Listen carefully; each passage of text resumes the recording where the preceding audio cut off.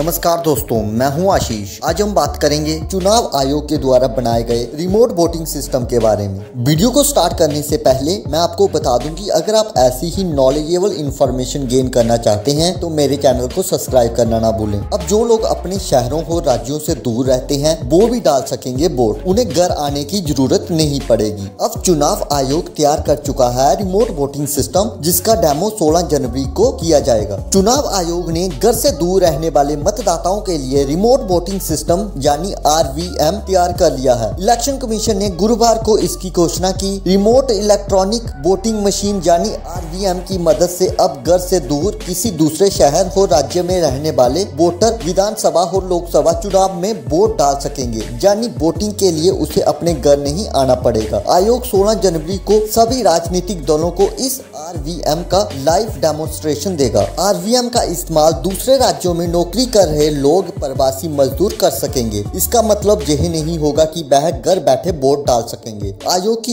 इस सुविधा का लाभ उठाने के लिए वोटिंग के दिन रिमोट वोटिंग स्टॉप पर पहुंचना होगा। इसका मतलब घर से मतदान करना नहीं है। अनुमान के मुताबिक देश में 45 करोड़ लोग ऐसे हैं जो अपने घर और शहर छोड़कर दूसरे राज्यों में रह रहे हैं। मुख्य चुनाव आयुक्त राजीव कुमार ने कहा, युवाओं और शहरी वोटर्स की वोट न डालने के रवैये पर रिसर्च की गई। वोटिंग में इनकी भागीदारी बढ़ाने के लिए RVM क्रांतिकारी बदलाव होगा। IIT मद्रास की मदद से बनाई गई मल्टी कॉन्स्टिट्यूएंसी रिमोट EVM एक रिमोट पोलिंग बूथ से 72 निर्वाचन क्षेत्रों को संभाल सकेगी। अब हम जान लेते हैं कि क्या चुनाव आयोग इसे तुरंत लागू करेगा। तो हम आपको बता दें कि बिल्कुल भी नहीं। इसे लागू करने से पहले आने वाले कानूनी, प्रशासनिक और तकनीकी चुनौतियों पर राजनीतिक दलों के विचार भी मांगे गए हैं। एक बयान के अनुसार पोल पैनल ने रिमोट वोटिंग पर सिर्फ कंसेप्ट नोट जारी किया है। आयोग ने कहा कि 2019 में आम चुनाव में वोटर टर्नआउट 67.4% था। 30 करोड़ से ज्यादा वोटर्स ने मत अधिकार का इस्तेमाल नहीं किया। चिंता की बात यह है, आयोग ने कहा,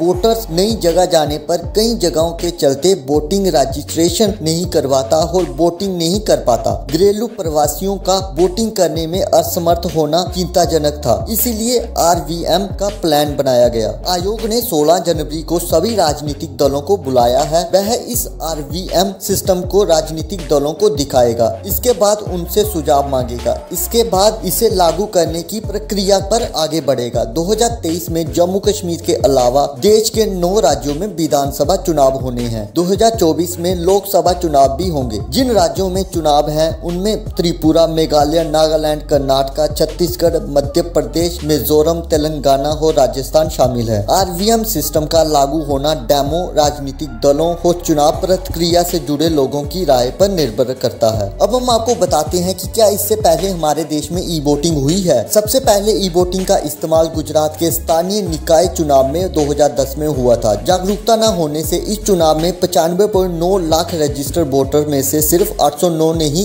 ई-वोटिंग का इस्तेमाल किया था। इसके बाद 2015 में गुजरात इलेक्शन कमीशन ने अहमदाबाद और सूरत समेत 6 नगरीय निगम चुनाव में ई-वोटिंग करवाई। इसके तहत राज्य के हर नगर निगम के एक वार्ड में ई-वोटिंग का ऑप्शन दिया गया था। और ये थी मेरी आज की रिमोट वोटिंग सिस्टम को लेकर वीडियो, जो आई होप आपको पसंद आई होगी। अगर आपको पसंद आई है तो मेरे चैनल को शेयर करें, लाइक करें, सब्सक्राइब करें। धन्यवाद।